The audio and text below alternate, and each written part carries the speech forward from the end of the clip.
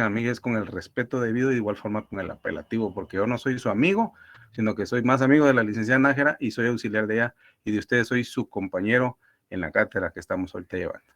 Entonces, William por Pineda. favor, sí, Lick Quiñones, si me hace o Lick Willy o Lick Haroldo, para la comunicación. Entonces, ya, por favor, tratemos de que entre hoy y mañana solucionemos esto del chat, porque ya les tenemos que mandar el primer punto del programa y ya necesitamos mandarles el primer laboratorio del Código Tributario para poder comenzar ya a trabajar. Entonces, mientras más rápido nos organicemos, mucho mejor. No sé si agregado a esto del chat tienen alguna duda, alguna otra pregunta para que la podamos resolver antes de comenzar las clases. Licenciado, buenas noches. Diga solo una previa. Sí, cómo no. Fíjese Permítame, que Leonel, solo va a hablar el licenciado Willy y ya después le doy la palabra. disculpen, compañeros, una previa. Por favor, ahorita no se empiecen a tirar, a meterse, porque tengo el inconveniente que se está metiendo todo de un solo. Entonces, denme chancecito y despuesito de la cátedra ya podemos empezar a ver cómo le hacemos, o yo les hago una invitación, creo que es lo más directo desde el chat de tributario. Va, déjenle Porque un está ratito. llegando a mi personal. Va, Gracias. recibamos las clases y ya despuesito de eso lo organizamos, ¿sí? Leonel Enrique Vélez Franco. Hola, Lita, buenas noches. Licenciado, igualmente. Gracias. Una consultita. Yo estoy residiendo ahorita actualmente en el extranjero, estoy en Estados Unidos. Mi número les va a aparecer 240 tal, pero no quiere decir que sea yo infiltrado como suele pasar, entonces para que me acepte el licenciado. Ok, entonces Willy Leonel Enrique Vélez Franco. ¿Usted es hijo de la licenciada Franco? Mi mamá. Ajá. Ella fue mi alumna también. Ahí le doy un abrazo. Gracias, Lita.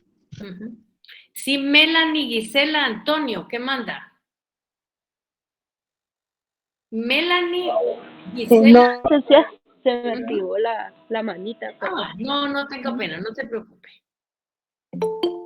Bueno, si ya no tenemos nada, entonces vamos a comenzar las clases ya, si son tan amables.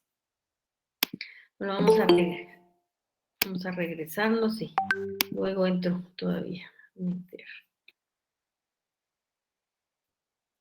Bueno, hoy, si ustedes se recuerdan, nos quedamos en la página 20 y vamos a continuar hablando de lo que es el derecho financiero. Si ustedes recuerdan, nos quedamos cabalmente, nos tocaba la página 21 y vamos a hablar de cuál es ese desarrollo histórico del derecho tributario. Y al primero que a mí se me ocurrió ponerles para que pudiéramos darnos cuenta de esto era Héctor Villegas. Héctor Villegas es un libro que nosotros en este punto número 1 hemos consultado bastante y desarrolla digamos, el desarrollo, de ahí sí que valga la redundancia, desarrolla el desarrollo del derecho tributario de una manera muy puntual y muy clara que nos facilita a nosotros adentrarnos al conocimiento de la historia del derecho tributario. Primeramente, ustedes saben que Héctor Villegas es un especialista del tema. Es de aquellos especialistas que los han considerado los clásicos. Él dice que el derecho civil ha sido el derecho madre, ha sido el tronco común del cual se han ido disgregando las restantes ramas del derecho. Y entonces, lógicamente, nosotros nos tenemos que regresar y valorar lo que quiere decir jus civile. Ese jus civile romano se constituyó en la ley común de todo el imperio. Y en ese momento comprendió tanto derecho público como derecho privado. Y esto tiene una comprobación lógica. Y la pregunta es, bueno, ¿y dónde lo podemos comprobar? Pues en donde puede comprobarse es en la codificación de Justiniano, que precisamente es el Código de Justiniano. Como todo tiene su principio, todo tiene su fin. Así como el derecho romano tuvo un florecimiento y fue importante. Ustedes saben que también hay una época de la historia donde decayó el Imperio Romano. Y esto se conoce con el nombre de caída del Imperio Romano. Lógicamente, los textos sobre la organización estatal y su administración es parte de derecho público. Y esto se agrupó en reglas diferenciadas, de tal manera que el derecho civil o el derecho común pasó a significar derecho privado. Con posterioridad y al independizarse el derecho comercial, se consideró como integrante del derecho privado. O sea, ya desde ese tiempo de la caída del Imperio Romano, hubo esa relación, esa disgregación entre el derecho público y el derecho privado, hasta llegar al extremo de considerar al derecho comercial como integrante del derecho privado, y lo seguimos manteniendo hoy por hoy de esa misma manera. Lógicamente, el derecho tributario fue desarrollado intensamente por la doctrina. Eso quiere decir que esa idea que tienen algunos tratadistas que dicen que el derecho tributario es una rama nueva, eso no es cierto. El derecho tributario no es una rama nueva. Lo que sí ha sucedido últimamente es que se ha desarrollado de una manera vertiginosa, pero era un derecho que ya estaba ahí y que hoy, lógicamente, ha tenido un desarrollo tremendo. Lógicamente, en la doctrina surgió la necesidad imperiosa de codificarla, de que todas las normas, todos los principios de derecho tributario estuvieran recogidos en un solo código. Y lógicamente, en nuestro país se tuvo que esperar muchos años, se tuvo que hacer mucho esfuerzo para poder lograr esa codificación. Pero al final del túnel siempre hay una luz y efectivamente se dio en un momento determinado esa codificación.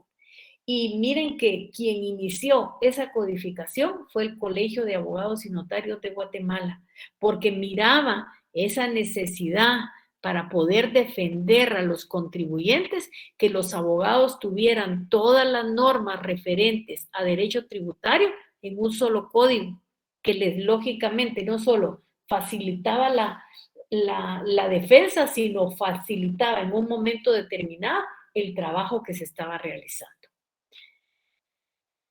Lógicamente, nosotros no inventamos el agua azucarada y como en todo, tenemos referencia en otros países. Voy a suspender un poquito que voy a dar ingreso a los compañeros. Así que un anuncio, por favor.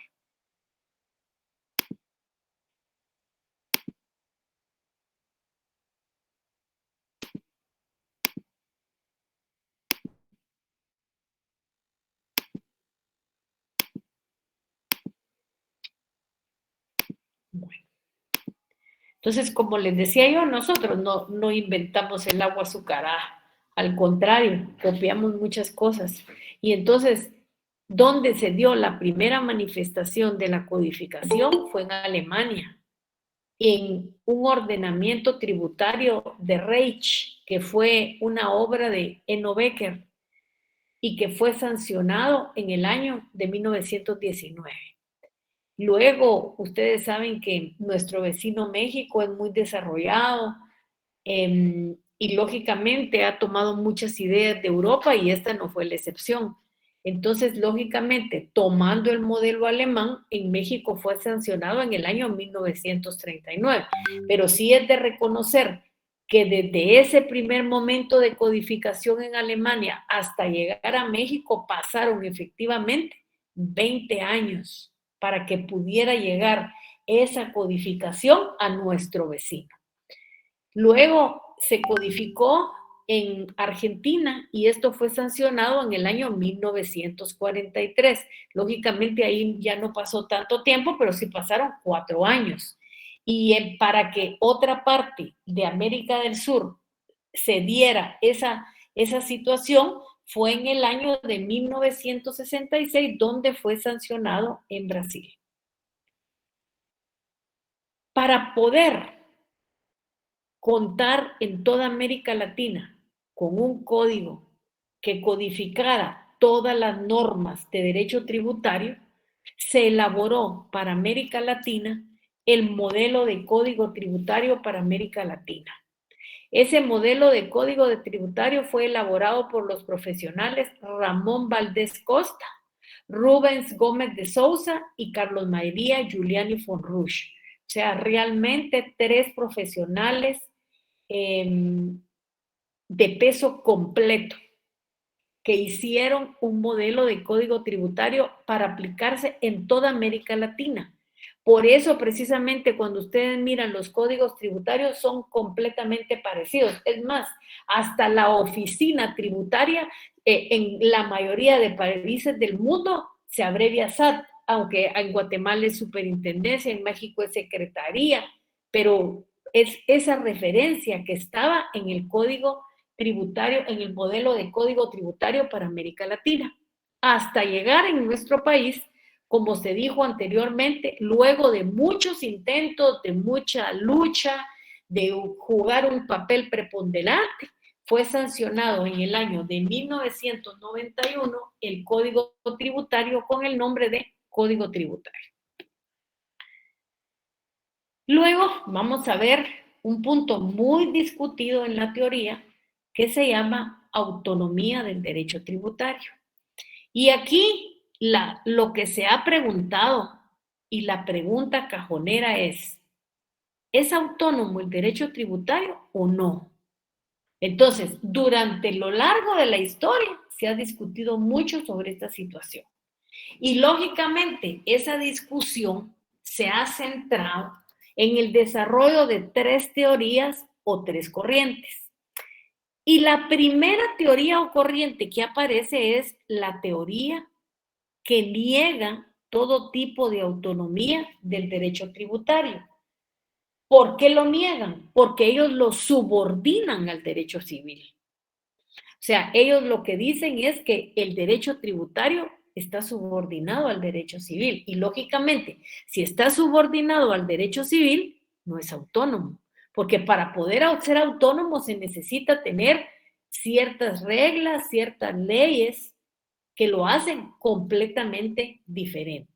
No se vayan a confundir porque ahorita estoy viendo que esto tiene un error de numeración y entonces, lógicamente, este no sería el A, sino sería el, híjole, vamos a ver, sería el A, ahí está, la A, y esta no tendría número, ahí estás. Entonces, sería sí, ¿quién me levantó la mano? La palabra antonimia, usted dijo autonomía. No, todo tipo de autonomía, sí, autonomía también está. Ahí está, autonomía. Ajá, muchas gracias por la observación. Entonces, les digo, la primera es la que niega todo tipo de autonomía del derecho tributario. ¿Por qué la niega? Porque la subordina al derecho civil. Si nosotros quisiéramos ponerle un nombre a esta teoría, le deberíamos de poner teoría de subordinación al derecho civil. Luego, aquí vamos a corregir también para tener esta sería la B. Sería la B y lógicamente esta sería la C.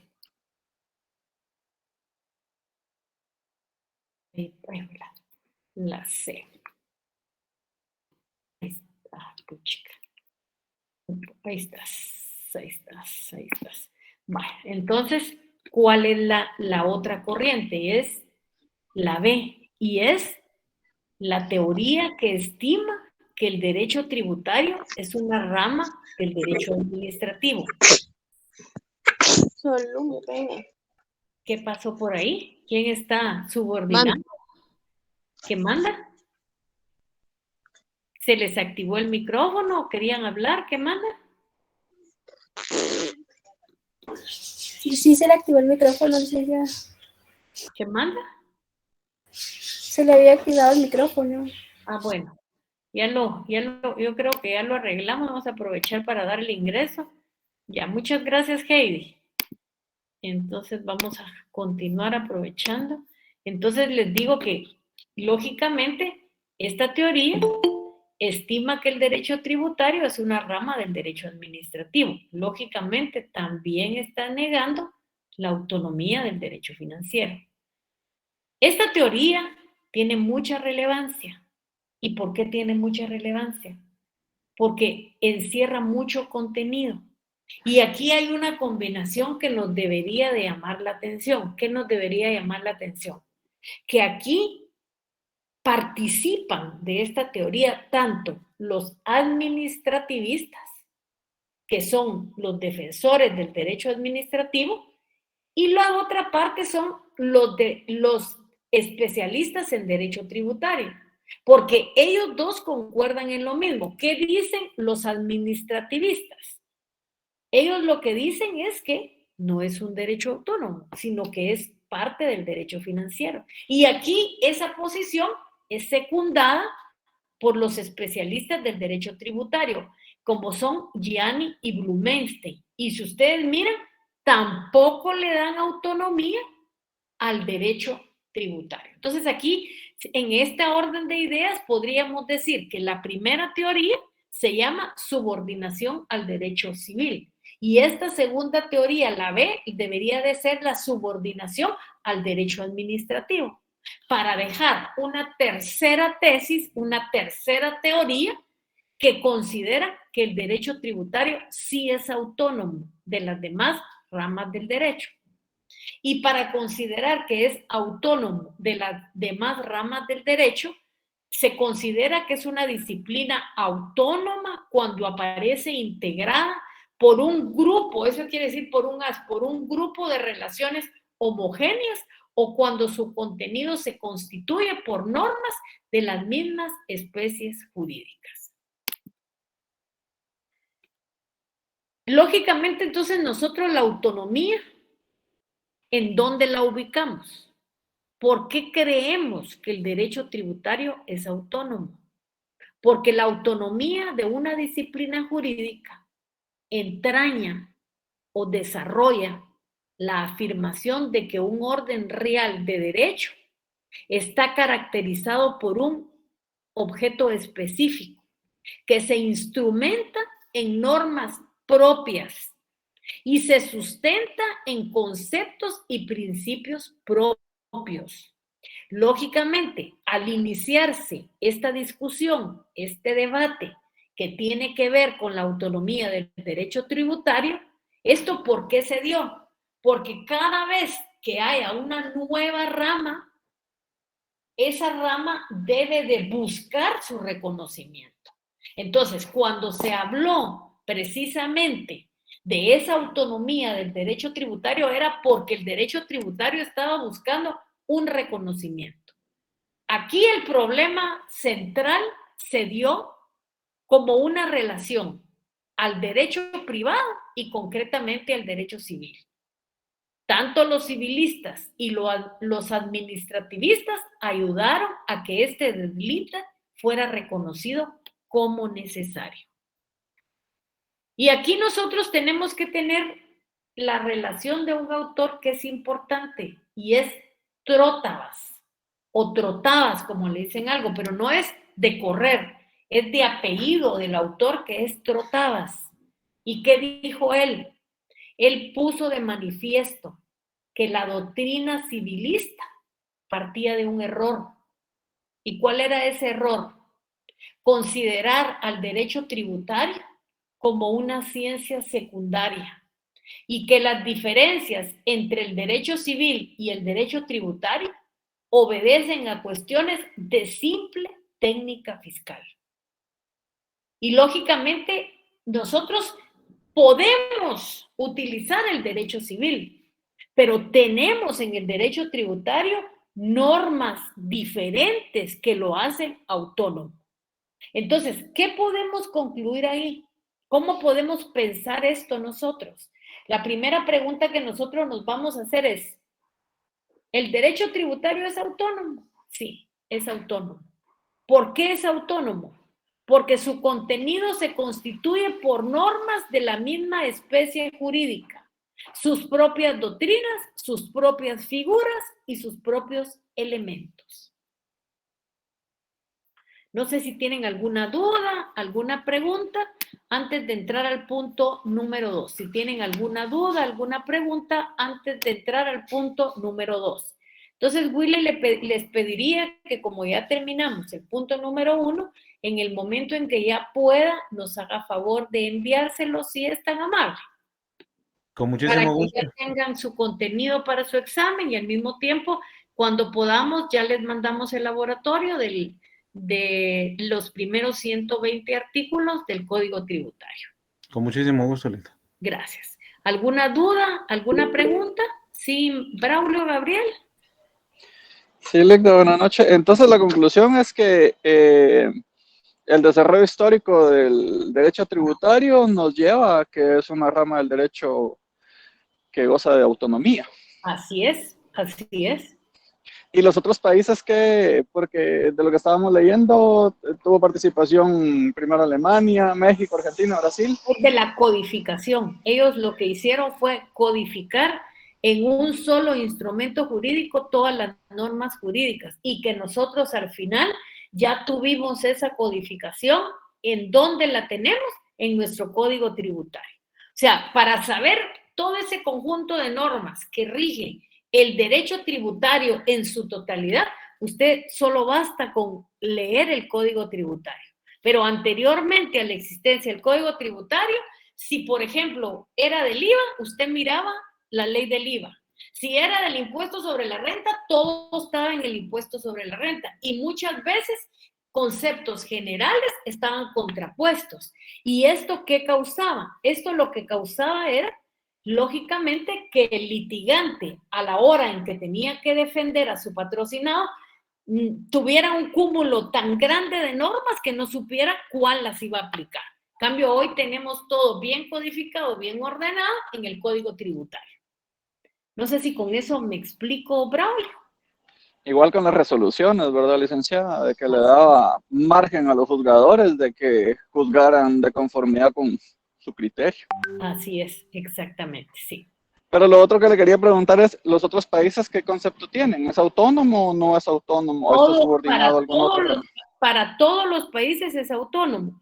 ¿Por qué es autónomo? Es autónomo precisamente porque el derecho tributario tiene sus propias normas, sus propios principios que se aplican de una manera importante en el derecho tributario. Claro, tenemos conceptos del derecho civil que utilizamos como prestaditas en el derecho tributario, pero tenemos principios que son solamente exclusivos del derecho tributario. ¿Estamos ahí? Sí, licenciada, gracias. ¿Alguna otra pregunta? ¿Comentario? Bueno, entonces vamos a continuar, si son tan amables, y vamos a comenzar un tema muy importante. Bueno, ¿cuál es ese tema? Los principios fundamentales del derecho tributario. Estos principios, ¿en dónde están? Están en nuestra Constitución Política de la República de Guatemala. O sea, que el modelo que nosotros somos de nación en ese régimen republicano y representativo, cuando se concibió la Carta Magna, aquí precisamente están estos principios fundamentales en defensa del contribuyente. Hay una mayoría de principios, pero nosotros lo vamos a simplificar en el contenido de nuestro programa. Y precisamente en el contenido del programa, en el punto número 2, tenemos que los principios fundamentales son legalidad, capacidad, igualdad, generalidad, proporcionalidad.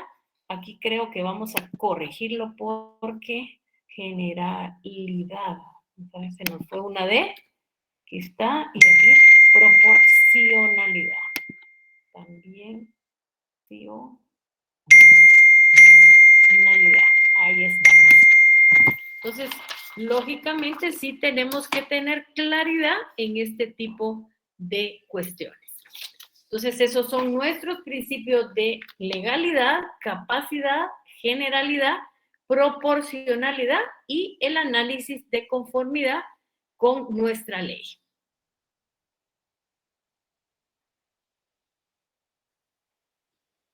Bueno, entonces vamos a comenzar esto y vamos a hablar del principio de legalidad. O sea, no es primera vez que ustedes van a oír hablar de este principio.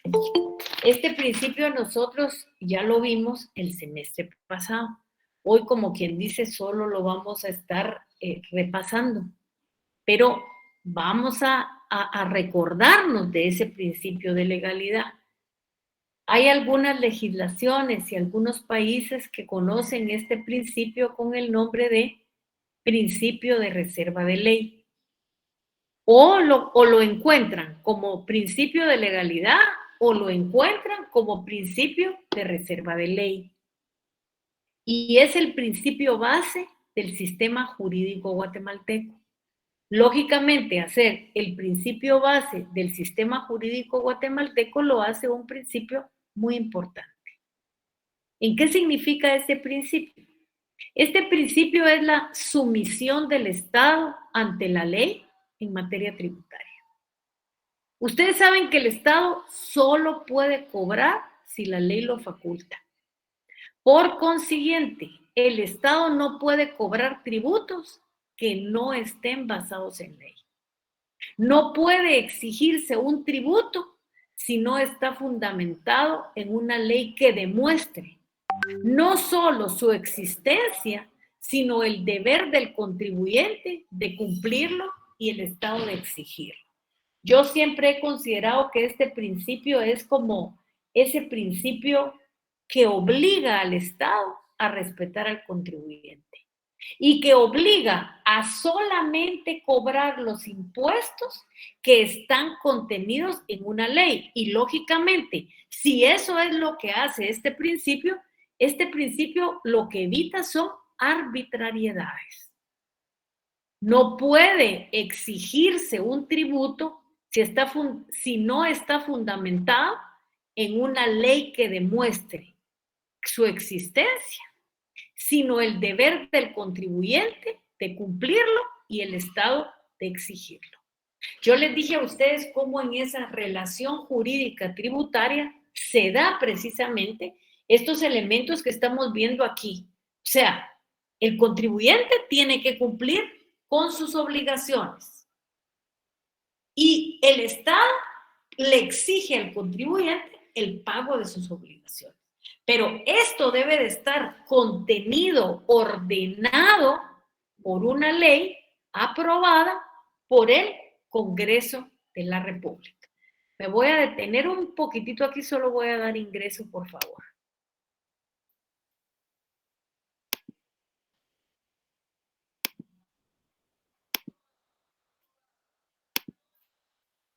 Bueno. Ese principio de legalidad, ese principio de reserva de ley, es un principio de juridicidad. Es un principio que debe de existir una norma jurídica previa que contenga determinado tributo. Y lógicamente, al darse esa situación, ¿qué se está evitando? La arbitrariedad. Ya se imaginan ustedes si no hubiera esta barrera de respeto que tiene que cumplir el Estado nunca tiene fondos porque es un mal administrador. Y lo primero que se le ocurre no es rebajar los impuestos, sino lo primero o aplicarlos adecuadamente. ¿Qué es lo primero que se le ocurre? Subir los impuestos. Eso es lo primero que se le ocurre. Entonces, lógicamente, si es lo primero que se le ocurre, esto es como quien dice, a ver, sí, tenés derecho a cobrar los impuestos, sí, pero ¿qué impuestos vas a cobrar? Ah, bueno, pues vas a cobrar solo los impuestos que previamente haya autorizado el Congreso de la República y que estén contenidos en una ley y que de conformidad con la Constitución se haya creado de acuerdo al capítulo que dice sanción de ley. Este principio significa que no puede haber tributo sin previa ley que así lo establezca y se apoya en una máxima romana, que me imagino que ustedes la escucharon en un momento determinado. ¿Cuál es esta máxima romana? Esta máxima que decían los romanos era nullum tributum sine ley, que quiere decir en español, nulos son los tributos si no están basados en una ley. Y aquí hay algo que me llama la atención y por eso se los puse, es que para Ernesto Flores Zavala, en su estudio, Elementos de las Finanzas Públicas Mexicanas, él dice que este nullum tributum sine lege significa que los tributos deben establecerse mediante leyes, tanto desde el punto de vista material como formal, es decir, por medio de disposiciones de carácter general, abstractos, impersonales y emanadas del Poder Legislativo. O sea, ¿quién es el que tiene la potestad de crear la ley? El Poder Legislativo. ¿Y cuál es el Poder Legislativo? Poder legislativo es el Congreso de la República. Ustedes se recuerdan que hay 3 poderes en el Estado. ¿Cuáles son esos poderes? Legislativo, ejecutivo y judicial. Y ustedes ya saben cuáles son las funciones de cada uno de estos organismos. Este principio de legalidad, ¿qué significa? Este principio significa una garantía constitucional del derecho tributario, en cuya virtud se requiere que todo tributo sea sancionado por una ley, entendida esta como la disposición que emana del órgano constitucional que tiene la potestad legislativa conforme a lo establecido en la Constitución para la sanción de las leyes y que contiene norma jurídica. Este principio tiene su fundamento en la necesidad de proteger a los contribuyentes en su derecho de propiedad, porque los tributos restringen ese derecho, ya que en su virtud se sustrae a favor del Estado algo del patrimonio de los particulares. Y aquí vale la pena que nosotros pongamos un ejemplo. A ver, ¿cuál es ese ejemplo? Imagínense ustedes en la ley del impuesto sobre la renta. Imaginen ustedes una persona en relación de dependencia con un salario por arriba de los 20,000 quetzales. Esta persona mínimo le va a pagar al fisco un sueldo y eso está demostrado. ¿De dónde saca este contribuyente el sueldo? De su propiedad, de algo que ya está en su cuenta bancaria o que va a estar en su cuenta bancaria y que es de su propiedad porque lo ha trabajado. Por eso, cuando dicen que los ricos pagan menos, yo creo que eso ya dejó de tener aplicación en el país. Definitivamente, con esta tecnología que ahora tiene la Superintendencia de Administración Tributaria, con todo lo que ha desarrollado a nivel de programas, es bien fácil la fiscalización de todos los contribuyentes. O sea que quien quiere dormir en este tiempo a las SAT es preferible que se duerme el antes porque se ha tecnificado de una manera extraordinaria. Miren, ahora ya no hay facturas en papel, sino todas son facturas electrónicas. ¿Qué permite la factura electrónica? Una mayor fiscalización. Lógicamente es un principio también que se ha convertido en algo natural de la democracia interna y esto lo dice Neumark en un libro que se denomina Principios de la Imposición. No sé si antes de seguir aquí tienen alguna duda, alguna pregunta para plantear antes de continuar. Si no tienen ninguna duda, ninguna pregunta, vamos a comenzar con otro principio que es un poquito menos importante que el de legalidad, que es el principio de capacidad de pago. Aquí nosotros tenemos que tener claro que en otras legislaciones y otros autores que han estudiado este principio, la conocen con el nombre de capacidad contributiva. O sea, este principio lo podemos encontrar como principio de capacidad de pago o principio de capacidad contributiva. Los antecedentes de este principio se encuentran en la Declaración Francesa de los Derechos del Hombre y del Ciudadano, que se firmaron y que fueron producto de una revolución en el año de 1789.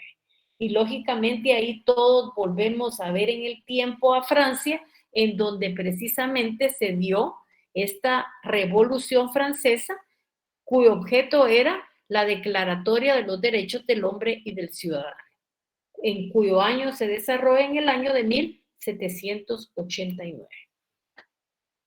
Aquí nosotros tenemos que traer a colación o traer a la vista lo que dijo Pérez de Ayala.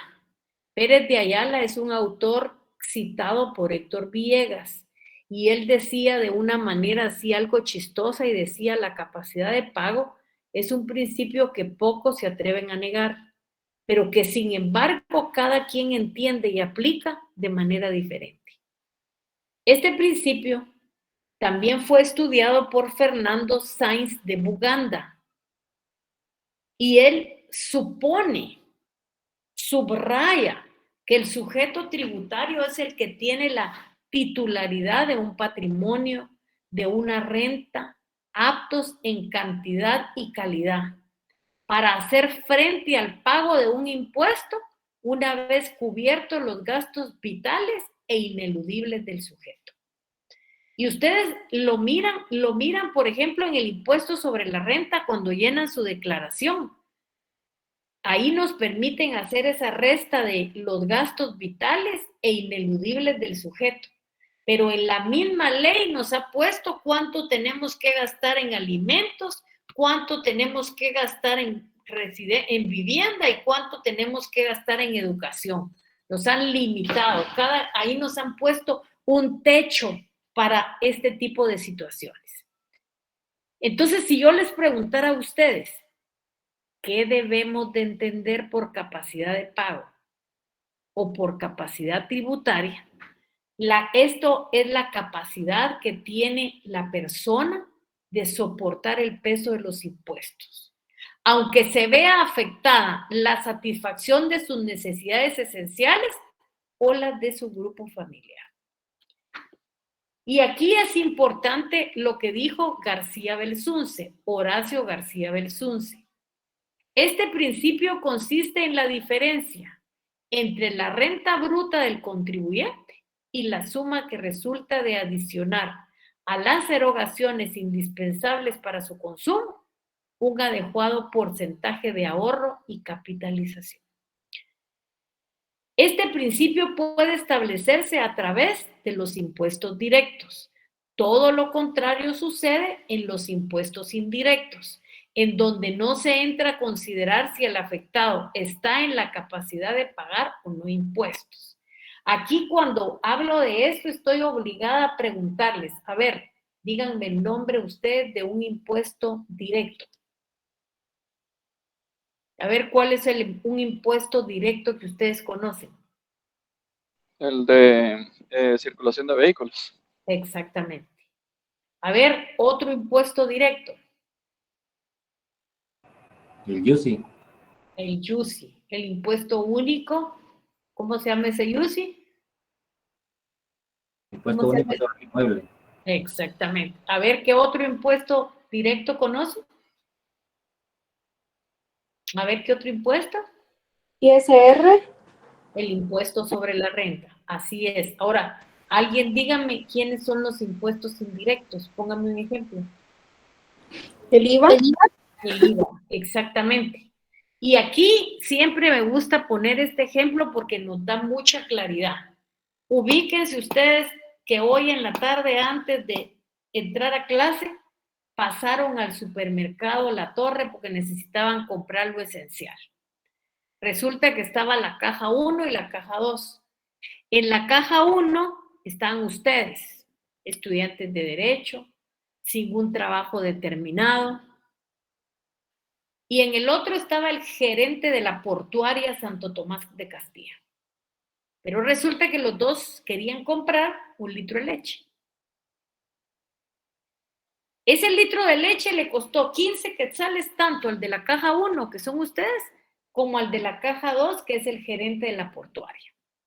¿Por qué razón? Porque ahí no se entró a considerar si el que compró la leche está en la capacidad de pagar o no pagar impuestos, sino que lo que ahí se está castigando es la venta. Y los dos, si querían comprar leche, tenían que pagar exactamente el mismo impuesto. No sé si este caso les ha generado alguna duda y yo estaría en la disposición de contestársela si no adelantamos. ¿Tienen alguna duda, alguna pregunta?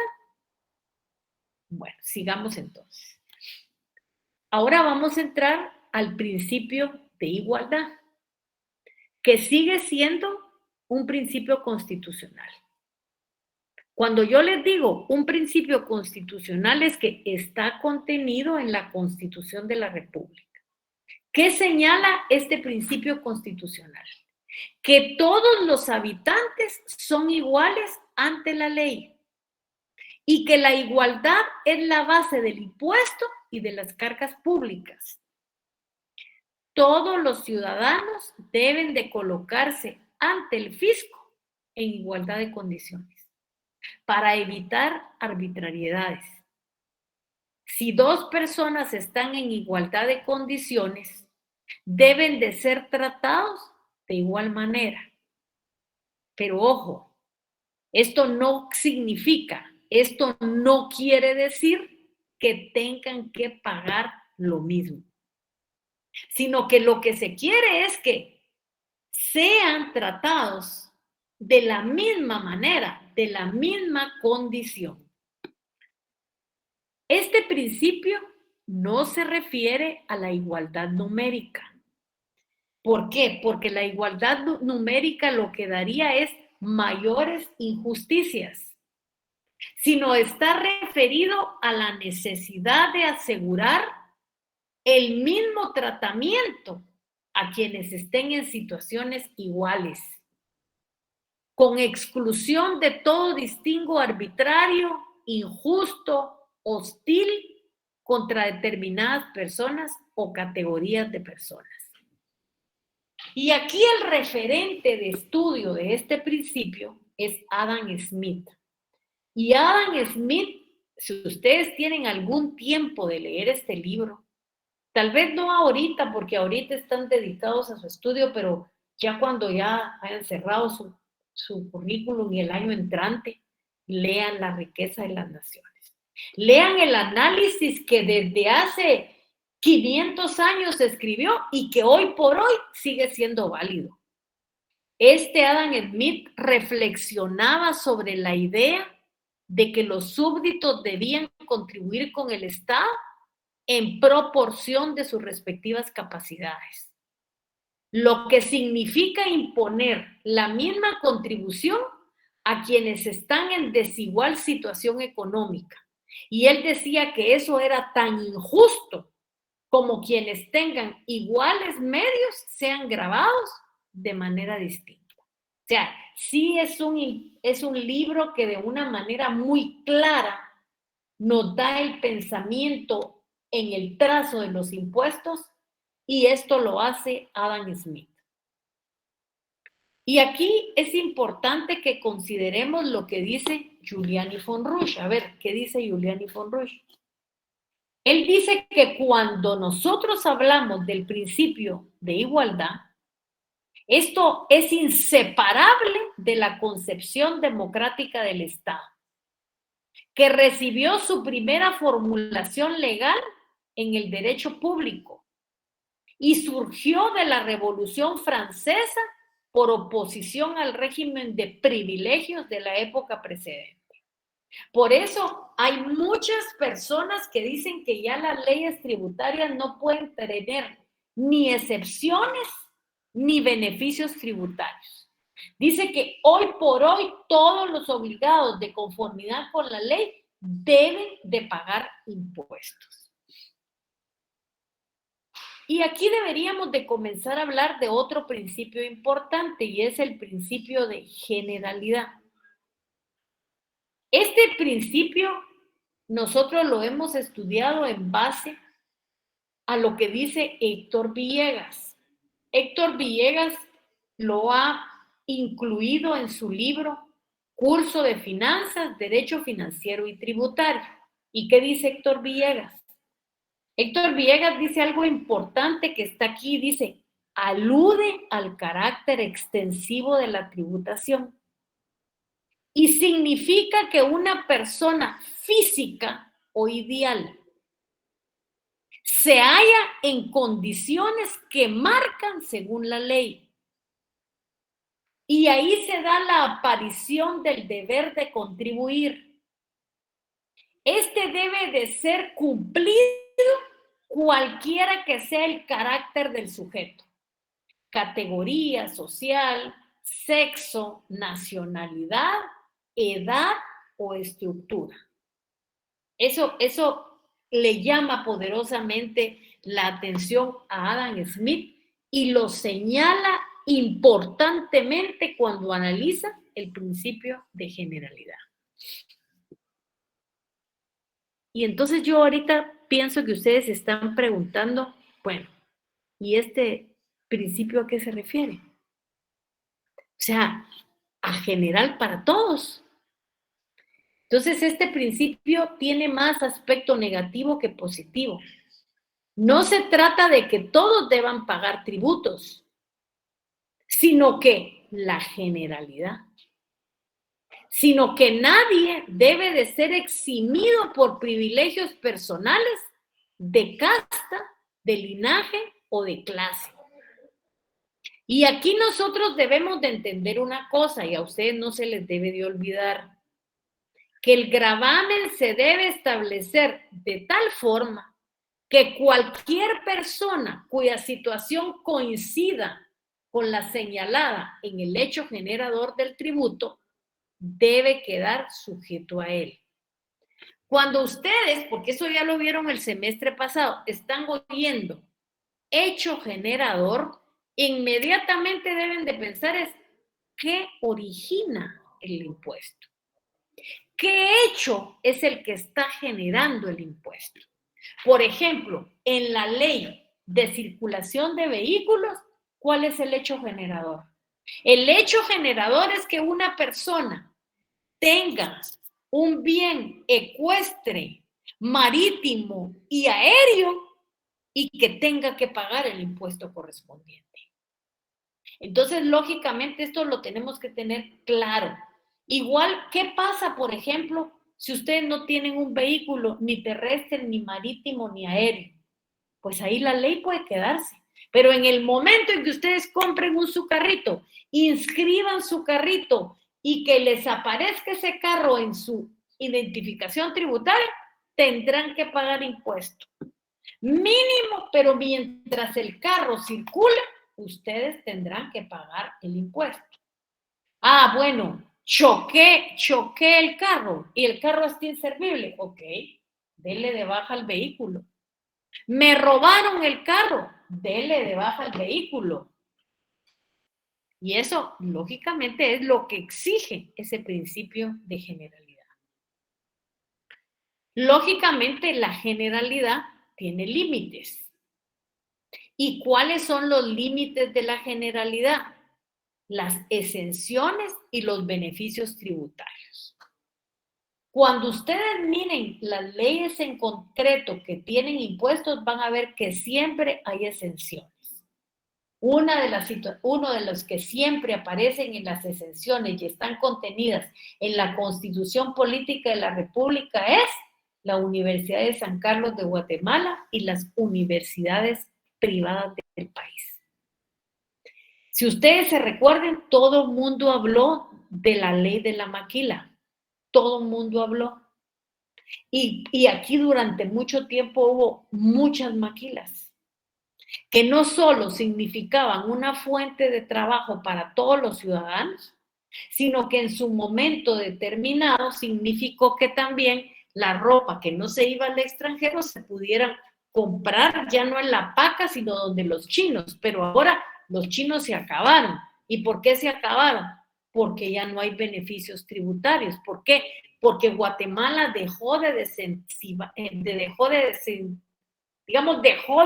incentivar lo que era la confección de piezas de maquila, que tenía como beneficio fiscal para esa empresa que venía del extranjero a poner aquí su fábrica, a no pagar IVA ni impuestos sobre la renta sobre un periodo determinado. Entonces, lógicamente, esto era un gancho y llamaba la atención a muchas personas. Guatemala ya no tiene ese régimen. ¿Y qué pasó? Se fueron las maquilas. ¿Y a dónde se fueron? Se fueron a República Dominicana y se fueron a Nicaragua. ¿Por qué? Porque ahí les dieron esa posibilidad. Conforme, lógicamente, a esas exenciones y esos beneficios, ciertas personas no tributan o tributan menos, pese a configurarse el hecho imponible. Que las excepciones y beneficios tienen un carácter excepcional, no debe de ser la generalidad, deben de ser una excepción. Y nosotros no debemos de olvidar que se fundan en razones económicas, sociales, políticas, pero nunca, nunca en una razón de privilegio. Y aquí tenemos que tener bien claro, y dice, todos los ciudadanos están llamados al sostenimiento de las cargas públicas. Todos los ciudadanos debemos de ser sujetos pasivos de la relación jurídica tributaria. ¿Y qué obliga este principio de generalidad?